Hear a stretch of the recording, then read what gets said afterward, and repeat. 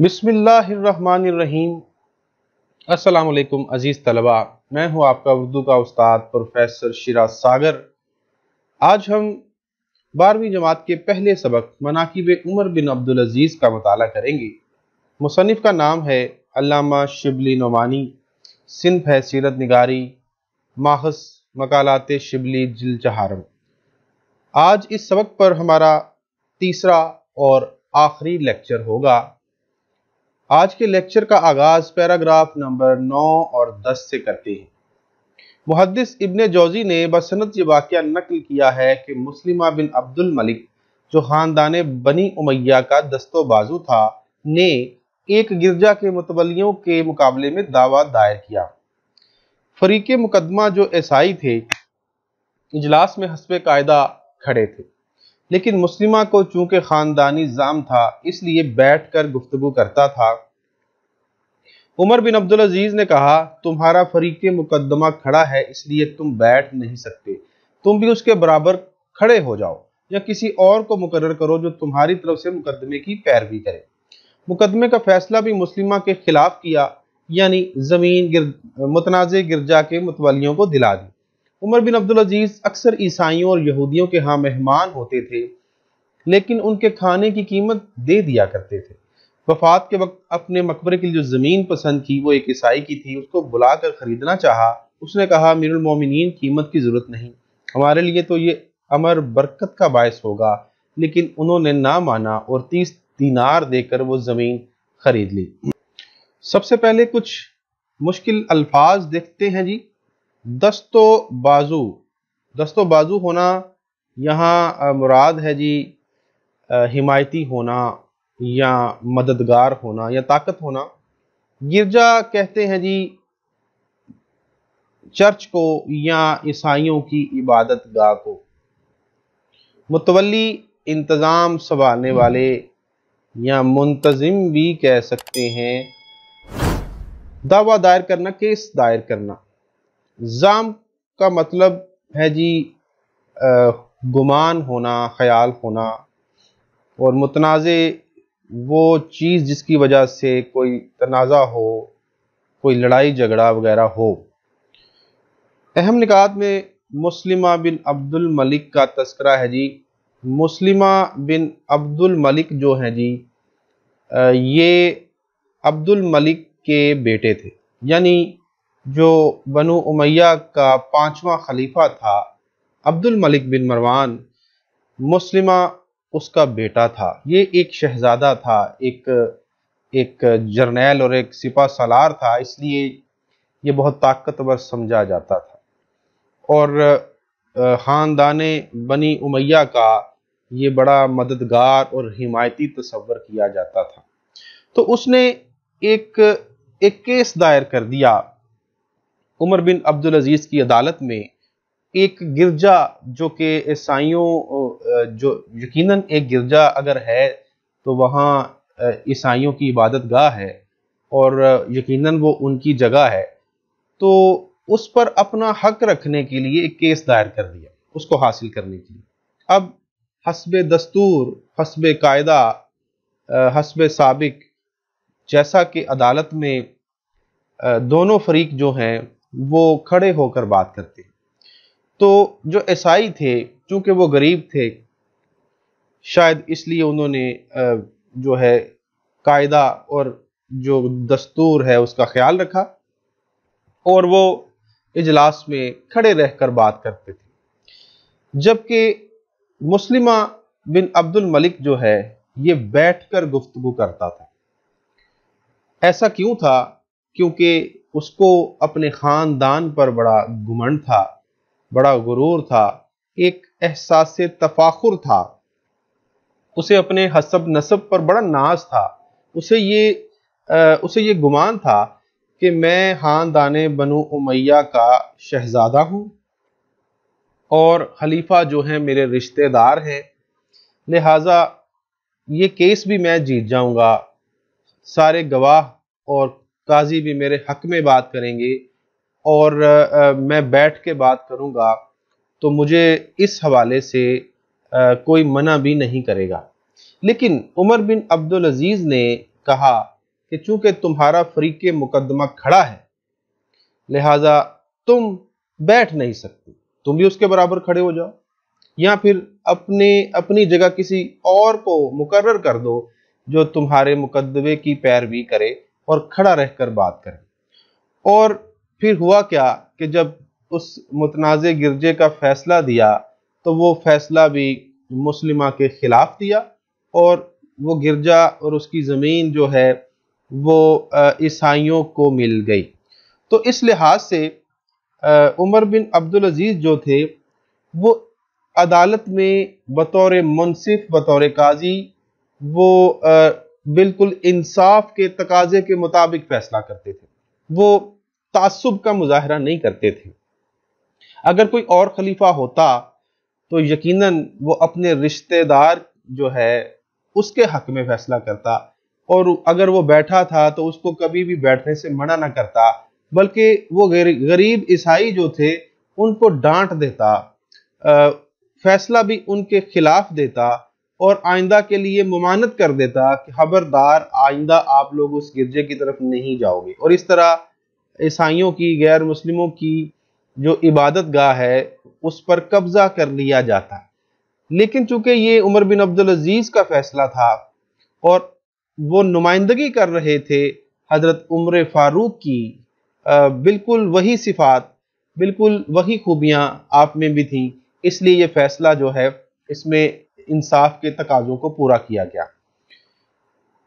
اس کے علاوہ غیر مسلموں کے ساتھ جو آپ کا حسن سلوک تھا اس کا بھی اس دوسرے پیراگراف میں، پیراگراف نمبر 10 میں اس کا تذکرہ کیا گیا ہے کہ آپ اکثر یہودیوں کے ہاں مہمان ہوتے تھے، آپ بطور خلیفہ یہودیوں کے ہاں جایا کرتے تھے، لیکن وہاں کھانے کی قیمت جو ہے وہ بھی ادا کر دیا کرتے تھے۔ ایسا نہیں تھا کہ ایک بادشاہ کے طور پہ آپ جائیں اور کھا پی کر واپس آ جائیں، خدمت کروائی جائے، اور ایک غریبوں کے ہاں جا کے ان سے خدمت کروائی جائے، اور پھر ایک بادشاہ کے طور پر بڑی شان و شوکت سے جایا جائے اور اسی شان و شوکت سے واپس آیا جائے۔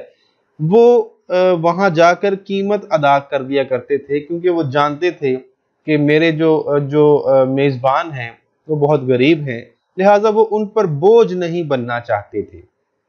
تو اسلام جو ہے ایک عالمگیر مذہب ہے، اور فقط اسلام ایک ایسا مذہب ہے کہ جو غیر مسلموں کے ساتھ اس طرح کا حسن سلوک کرنے کا جو ہے مظاہرہ کرتا ہے، ورنہ باقی جو مذاہب ہیں ان میں ہم نے یہ ظرف نہیں دیکھا کہ وہ بھی غیر مذہب والوں کے ساتھ اس طرح کا حسن سلوک کرتے ہوں۔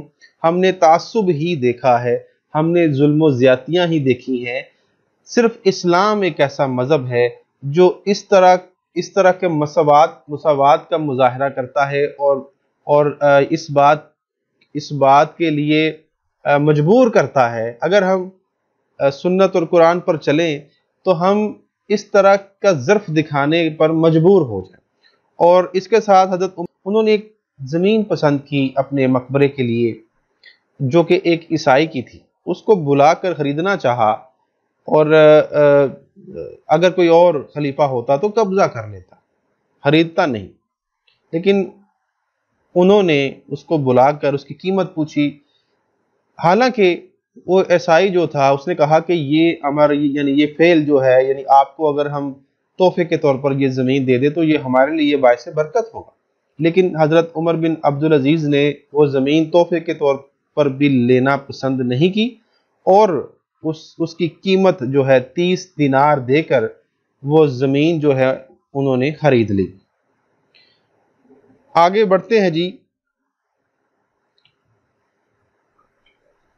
پیراگراف نمبر 11 اور 12۔ یہ چونکہ چھوٹے چھوٹے پیراگراف ہیں اس لیے میں ایک پیراگراف کی بجائے دو پیراگراف کی اکٹھی تشریح کر رہا ہوں۔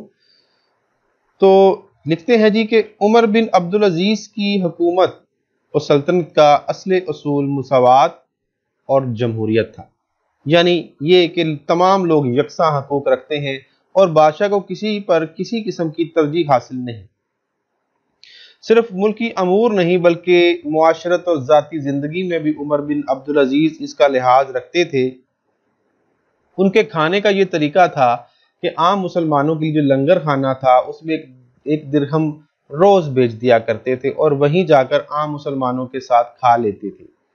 एक दफा एक और वाकया आ गया जी। एक दफा रात के वक्त मस्जिद में गए, एक शख्स मस्जिद के सहन में लेटा हुआ था।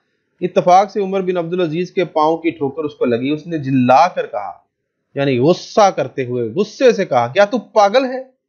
उमर बिन अब्दुल अजीज ने कहा, नहीं। पुलिस के आदमी मौजूद थे, उन्होंने उस शख्स को गुस्ताही की सजा देना चाहिए। उमर बिन अब्दुल अजीज ने कहा, क्यों? उसने क्या गुनाह किया है? उसने तो सिर्फ इस्तफसार किया था कि क्या तुम पागल हो। मैंने कह दिया, नहीं। कुछ मुश्किल अल्फाज देखते हैं जिसमें मुसावात का मतलब बराबरी होना, यकसा होना। जमहूरियत जो है जी, इसका मतलब है ऐसी हुकूमत जिसमें जमहूरियत से वोट लेकर, जमहूरियत से राय लेकर कोई हुकूमत कायम की जाती है, यानी जिसमें तमाम फैसले जमहूरियत और आवाम से आवाम की मर्जी के मुताबिक जो है फैसले किए जाते हैं। जो नुमाइंदे चुने जाते हैं वो आवाम की राय शुमारी के बाद चुने जाते हैं और फिर उनको हुकूमती जिम्मेदारियां जो हैं वो दी जाती हैं।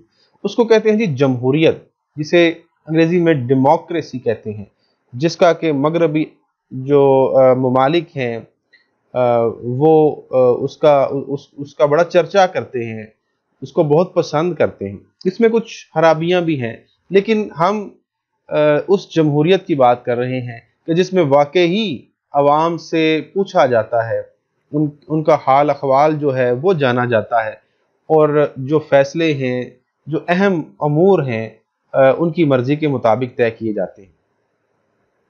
तरजीह देना, अहमियत देना या अवलियत जो है वो देना। और मुल्की अमूर मतलब अमर की जमा है, मुख्तलिफ काम। दिरहम जी उस ज़माने की करेंसी का जो नाम है, और जिल्ला कर इसका मतलब है गुस्से से। इस्तफसार करना मतलब पूछना या सवाल करना। अब आते हैं जी असली उसूल मुसावात और जमहूरियत। तो जैसा कि मैंने पहले भी अर्ज किया कि उमर बिन अब्दुल अजीज की जो हुकूमत थी वो दर हकीकत इस्लाम के उसूलों और तालीमात के ऐन मुताबिक थी। उसका असली उसूल क्या था? मुसावात। हमारे नबी सल्लल्लाहु अलैहि वसल्लम ने भी मुसावात पर बहुत जोर दिया है, यानी सब यकसा और बराबर। जब हमारे नबी सल्लल्लाहु अलैहि वसल्लम ने आखिरी हज किया, आखिरी खुतबा दिया, तो उन्होंने इस बात का ऐलान किया कि हम में ना कोई अरबी है ना कोई अजमी है, हम में ना कोई काला है ना कोई गोरा है, हम सब मुसलमान हैं। यानी ना किसी गोरे को किसी काले पर तरजीह है, ना काले को गोरे पर है, ना अरबी को अजमी पर है, ना अजमी को अरबी पर है। सब मुसलमान हैं, सब एक खुदा को मानने वाले, एक नबी की पैरवी करने वाले, एक कुरान को पढ़ने वाले और एक काबे की तरफ रुख करके नमाज पढ़ने वाले हैं।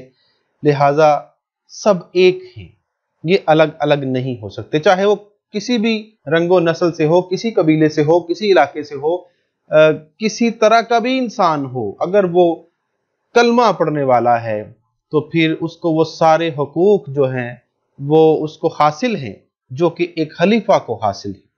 तो ये है असली उसूल हमारे दीन इस्लाम का। वो क्या है? मसावात। जमहूरियत, जैसा मैं पहले बता चुका हूँ, जमहूरियत एक ऐसी तर्ज हुकूमत है कि जिसमें अवाम की राय शुमारी की जाती है और फिर उससे फैसले किए जाते हैं। अगरचे कि आज बहुत सारे ममालिक में जमहूरियत है, लेकिन वो बराए नाम है, जिसको हकीकी जमहूरियत कहते हैं, दर हकीकत वही इस्लाम के ऐन मुताबिक है।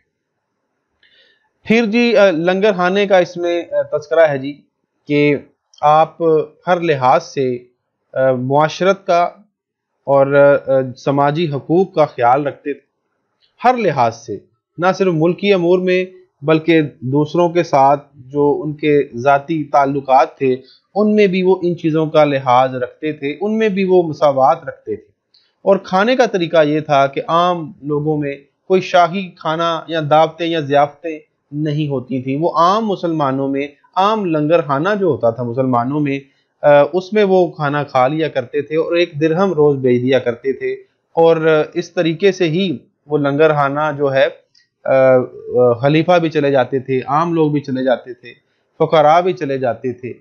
تو عمر بن عبدالعزیز خود فقیرانہ زندگی بسر کرتے تھے، اس لیے وہ اپنے اور عام لوگوں کے درمیان کچھ زیادہ فاصلہ نہیں رکھتے تھے۔ ایک واقعہ اس میں بیان کیا گیا ہے جی کہ رات کے وقت جو ہے وہ آپ ایک مسجد میں گئے، وہاں ایک شخص لیٹا تھا جس پاؤں کی ٹھوکر لگ گئی، اور اس شخص نے غصے کے ساتھ کہا کہ کیا تو پاگل ہے؟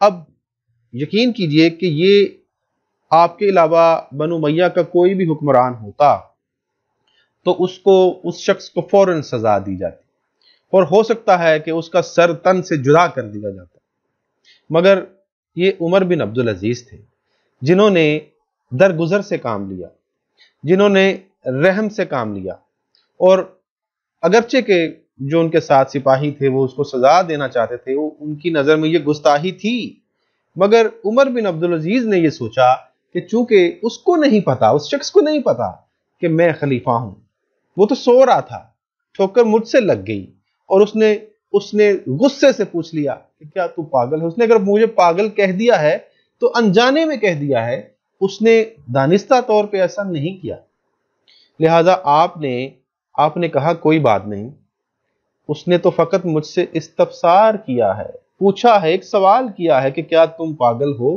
اور میں نے کہہ دیا کہ نہیں۔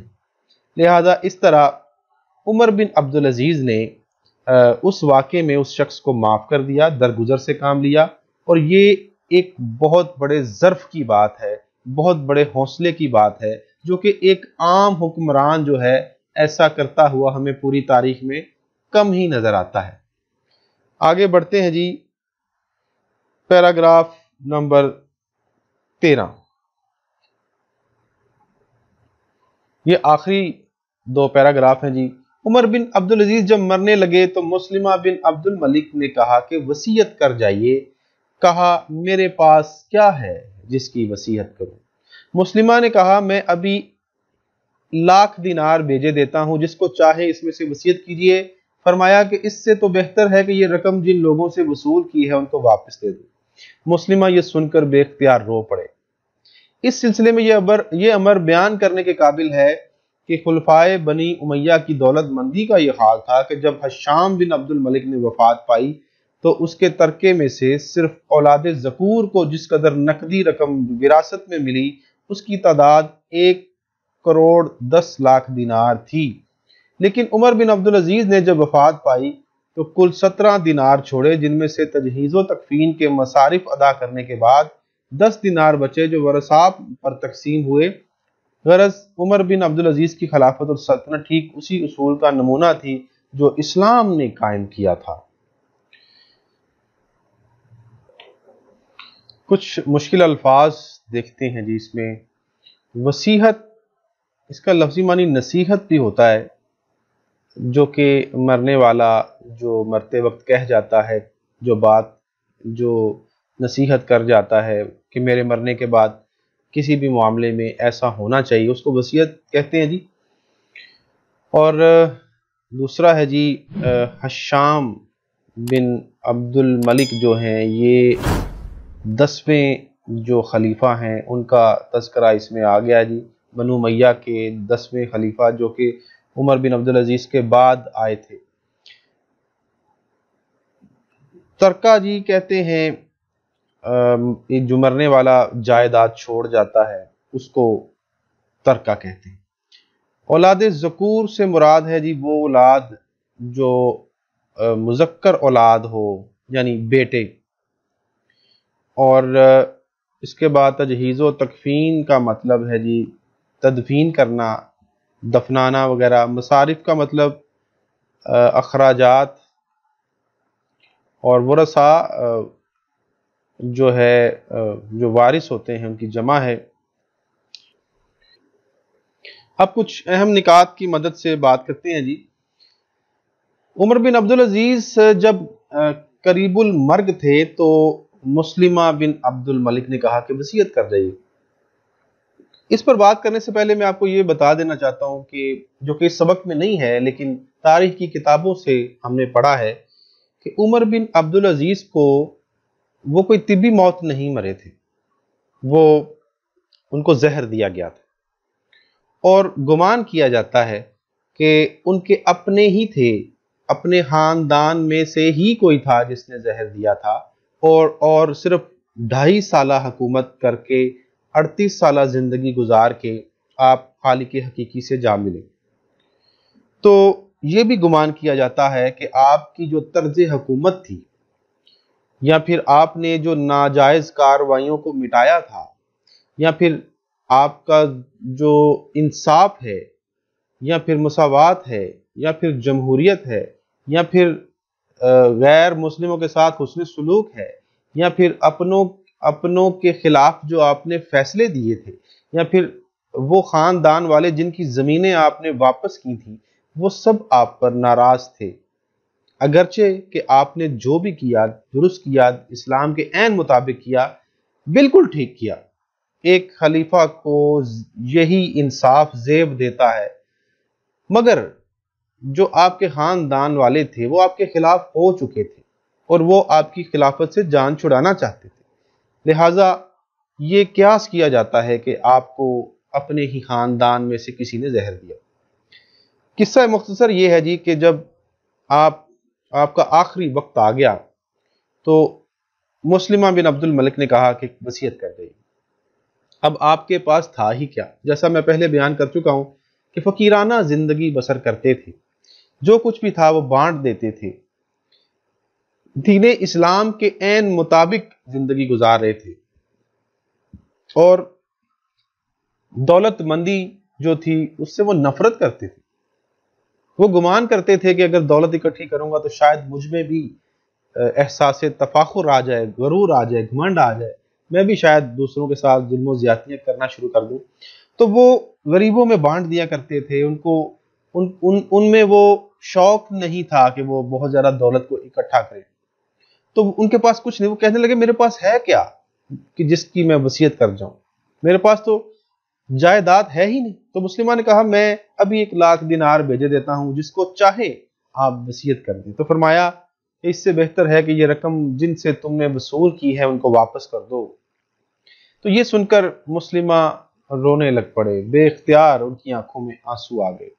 یعنی عمر بن عبدالعزیز خلیفہ وقت ہوں اور مرتے وقت ان کے پاس وصیت کرنے کے لیے کچھ بھی نہ ہو۔ یہ ہے وہ فقیرانہ خلافت جو ہمارے پہلے جو 4 خلفاء تھے انہوں نے اس طریقے سے اپنی زندگی اور اپنی خلافت کو گزارا، اور یہی حقیقت میں ایک مسلمان حکمران جو ہے اس کا طرز عمل ہونا چاہیے۔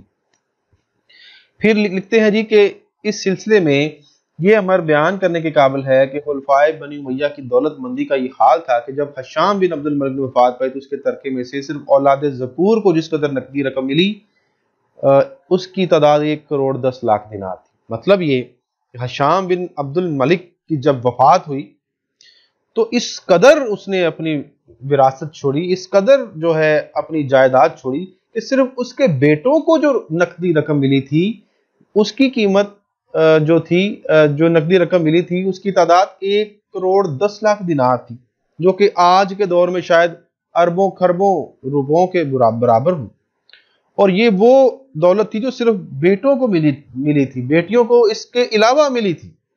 تو آپ تصور کریں کہ ایک طرف باقی جو بنو امیہ کے حکمران ہیں وہ مرتے وقت اربوں خربوں کی جائیداد چھوڑ جاتے ہیں، اور ایک طرف خلیفہ عمر بن عبدالعزیز ہیں کہ جب وہ جاتے ہیں تو ان کا دامن خالی ہوتا ہے، ان کے ہاتھ خالی ہوتے ہیں، وصیت کرنے کو بھی کچھ نہیں ہے۔ بہرحال جی جب ان کا انتقال ہوا تو کل 17 دینار جو ہیں وہ ان کی کل کائنات تھی جو وہ اس دنیا میں چھوڑ کر جا رہے تھے۔ جن میں سے ان کی تدفین پر جو کچھ اخراجات آئے وہ ادا کرنے کے بعد 10 دینار جو ہیں وہ بچ گئے، اور وہ 10 دینار ان کے ورثاء میں تقسیم کیے گئے۔ غرض ان کی جو خلافت اور ان کی حکومت تھی وہ اسلام کے اصولوں کے عین مطابق تھی۔ اسلام کے ہمارے جو تعلیمات تھی، جو ہمارے نبی صلی اللہ علیہ وسلم کی سنت تھی، جو قرآن کے احکامات تھے، ان کے مطابق انہوں نے حکومت قائم کی تھی، اور اسی کے مطابق انہوں نے اپنی ذاتی زندگی بھی گزاری تھی، اور اسی طرح وہ اس دنیا سے رخصت ہو گئے تھے۔ ایک شعر کے ساتھ اس لیکچر کا اختتام کرنا چاہوں گا۔ مٹی کے گھروندے ڈھا ڈھا کر، مٹی کے گھروندے ڈھا ڈھا کر ایوان بنائے جاتے ہیں، انسان کے ظالم ہاتھوں سے انسان مٹائے جاتے ہیں۔ امید ہے کہ آج کا لیکچر آپ کے لیے مفید ثابت ہوا ہوگا۔ اس کے ساتھ ہی مجھے اجازت دیجیے۔ اللہ تعالیٰ آپ کا حامی و ناصر ہو۔ اللہ حافظ۔